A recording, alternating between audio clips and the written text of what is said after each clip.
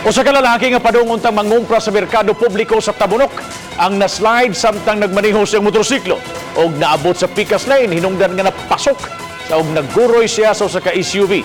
Si Chona Carion sa exclusive report. Sa kuha sa CCTV camera sa Lawaan Uno Barangay Hall, pasado alas 4 kaganihang kadlawon, makita nga nagmaneho sa iyang motorsiklo si Melvin Caniada, 43 anyos tagalinaw Talisay, kay padung unta nga mangumpra. Samtang nagsubay ang motorsiklo nga iyang gimaneho at tubangan mismo sa Lawaan Uno Barangay Hall, kalit nga naslide ang iyang motor. Ug didto kini nalagpot sa nagpadung nga SUV nga gimaneho ni Elmer Tangaro.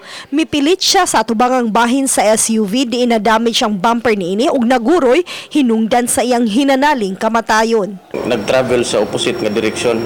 Tungod siguro kay ang katong dalan nga adunad to uneven maguna diha. Unya bago po nahuman ang uwan danlog. So nahitabo dito kining motor nga involved na slide. Hinungdan nga kanang nawad-an siya control o mismanage niya iyang gidrive nga motor. Hinungdan sa pagbangga niya sa iyang engkwentro nga kining Toyota Innova. Ang driver sa SUV na-shock pa sa panghitabo. Kalit na tabuha mo. Dili ra hinuon mo pasaka og kaso ang campus sa biktima human nila makita ang kuha sa CCTV sa barangay sa maong hitabo. Kada kadlaw nung umpra jud na siya. Ya, kato na timing lang jud kay 101 na slide na mo disgrasya. O sa tolman tanan jud amo ma'am kay tabang ba kay daghan ba atog anak ni makabuok.